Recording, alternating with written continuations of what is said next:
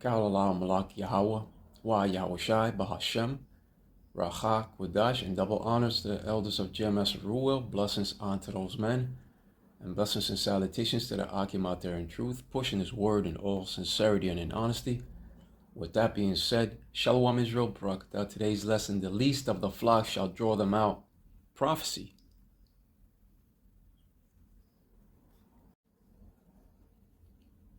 And here we have another RT.com article which says, strikes on Iran, will Israel push the Middle East into the abyss? The escalation aimed at crippling more than infrastructure, it undermines the very concept of diplomatic resolution. And when it comes to the scriptures, it has said, surely the least of the flock shall draw them out.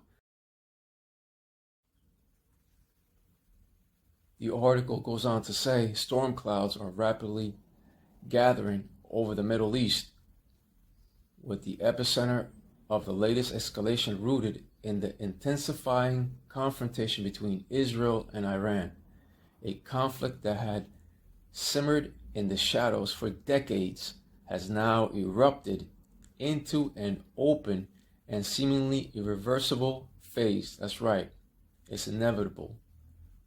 A third world war is coming.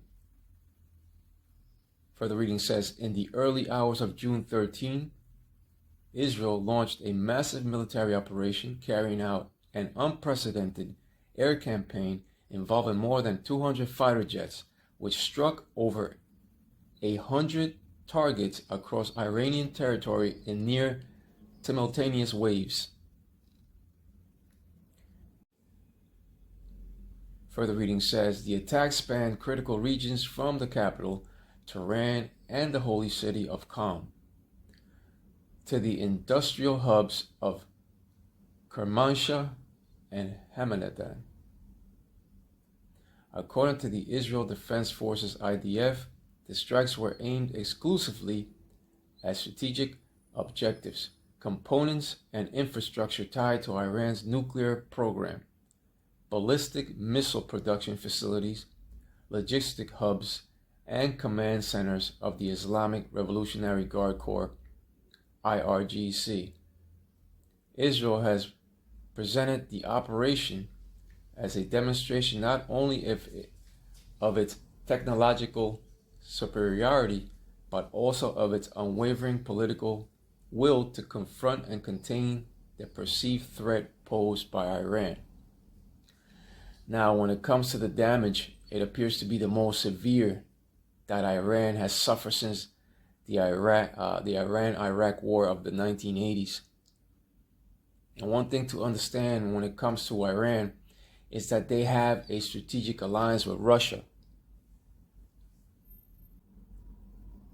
That's why it says here, the current close alliance between Russia and Iran, while formalized with a comprehensive strategic partnership treaty on January 17th of 2025, has been developing since the beginning of the Russian invasion of Ukraine in 2022.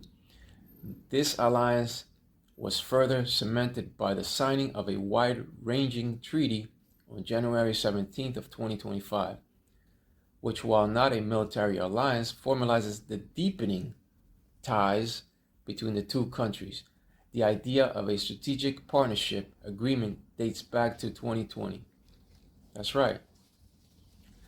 Russia backs Iran. That's why President Vladimir Putin made it clear that Russia would stand by its ally.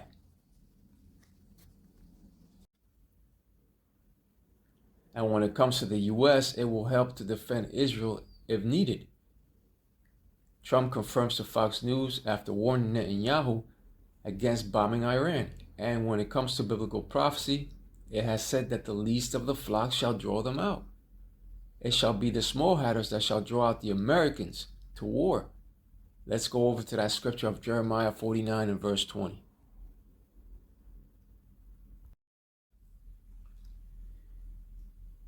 Here we have the scripture of Jeremiah verse 49 and verse 20. Therefore hear the counsel of the Lord, Yahweh Ba'ashem Yahushai, that he hath taken against Edom, and his purposes that he hath purposed against the inhabitants of Teman. Surely the least of the flock shall draw them out. Surely he shall make their habitations desolate with them. And Esau, Edom refers to the wicked of the earth according to the scripture of Malachi 1:4.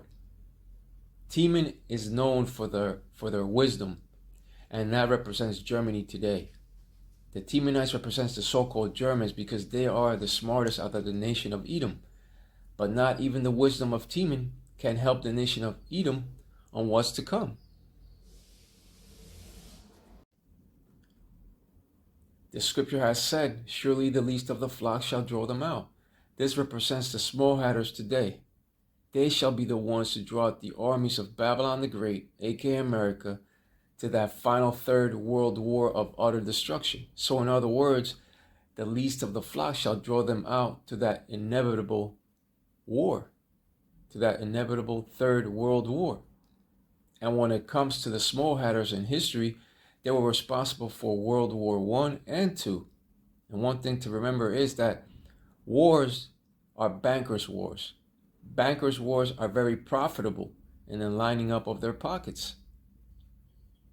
But upon that final third world war that the least of the flock, small hatters, shall bring forth, that will be the end of Edom's reign. That third world war of utter destruction that will eventually come will end all Edomite rulership on earth. When it comes to this scripture of surely the least of the flock shall draw them out, it's also found upon the scripture of Jeremiah 50 and verse 45. And as a matter of fact, let's go over to that scripture.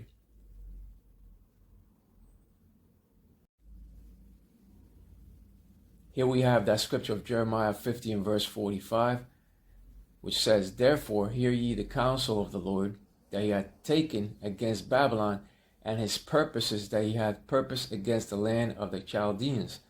Surely the least of the flock shall draw them out. Surely he shall make their habitation desolate with them. The word desolate, that lines up with Jeremiah 51 and 29. Surely the least of the flock shall draw them out. It's in reference to the small hatters in the land of Israel today. And the so-called Israeli state will be the ones to draw out the Americans to that final showdown, to that final destructive third world war.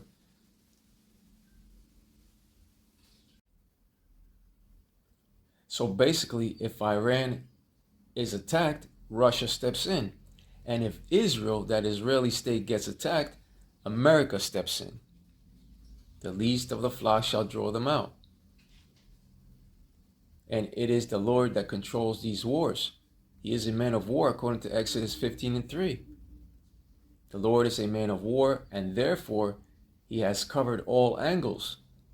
World War III is inevitable, but it's just as the scripture has said. Surely the least of the flock shall draw them out. They shall draw out the Americans to war. So it's destined for Russia to lock horns with America. Surely he shall make their habitation desolate with them. That land that the small hats now inhabit and occupy shall be destroyed in that nuclear war, along with modern day Babylon the Great.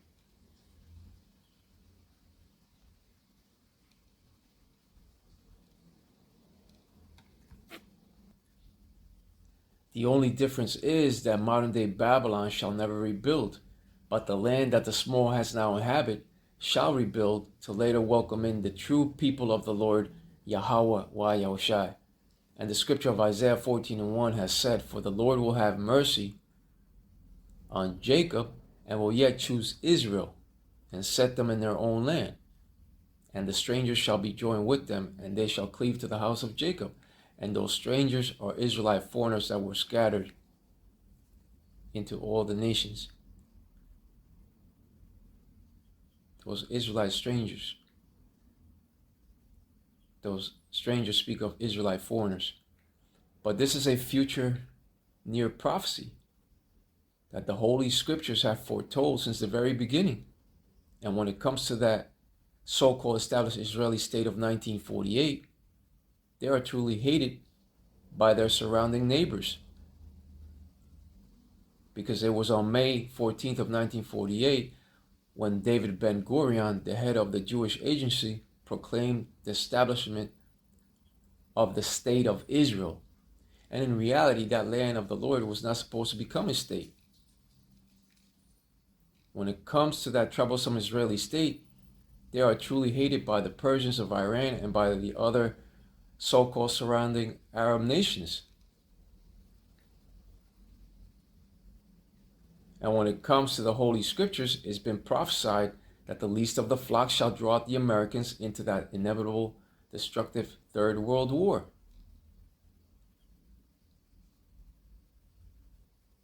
They shall draw out Babylon the Great, which is America,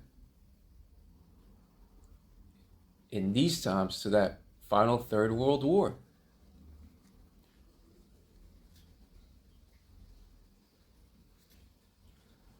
Russia will come up against them, and when it comes to Russia itself, they have shown that they are a formidable opponent, despite all the sanctions placed upon them, despite all those heavy sanctions. It's destined for the Russians to lock horns with the Americans. This is prophecy and the will of the Lord, Yahweh Bahashem Yahushai. And it is the Lord that sealed the instructions upon the minds of the people and upon the minds of these world leaders to accomplish his will. That's found upon the scripture of Job 33:15 and 16.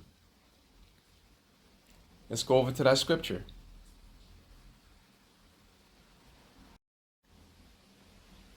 Here we have Job 33 and 15. In a dream, in a vision of the night, when deep sleep falleth upon men, in slumberings upon the bed.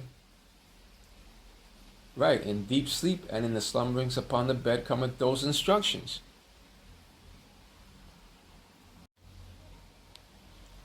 Job 33 and 16. Then he openeth the ears of men and sealeth their instruction. And then you have it. The Lord is the one that sealeth those instructions upon the minds of the people and upon the minds of these world leaders. As in the case of that evil thought as well, that shall be placed and sealed upon the minds of these world leaders to come up against modern day Babylon the Great to destroy her. On that day, the Lord, Yahweh Ba'ashem Yahushai, shall seal their instructions. So there is no free will. That's why Job 33 and 17 says the following. Job 33 and 17. Salaki for the rain in the background, if you can hear that. Job 33 and 17, that he may withdraw man from his purpose and hide pride from man. And this scripture further proves that there is no free will. It's all about the will of the Lord, Yahweh Bahashem Yahushai. There's no free will. Once that CHIP gets implemented upon society, then that inevitable, destructive Third World War shall come quickly. It follows quickly. But with that being said, Kaulallah Malak Yahweh, Wa Yahushai, Bahashem, Rachak, Wadash, and double honors to the elders of Jemas Ruel. Blessings unto those men, and blessings and salutations to the Akim out there in truth, pushing this word in all sincerity and in honesty. With that being said, Shalom Israel, Barakatah.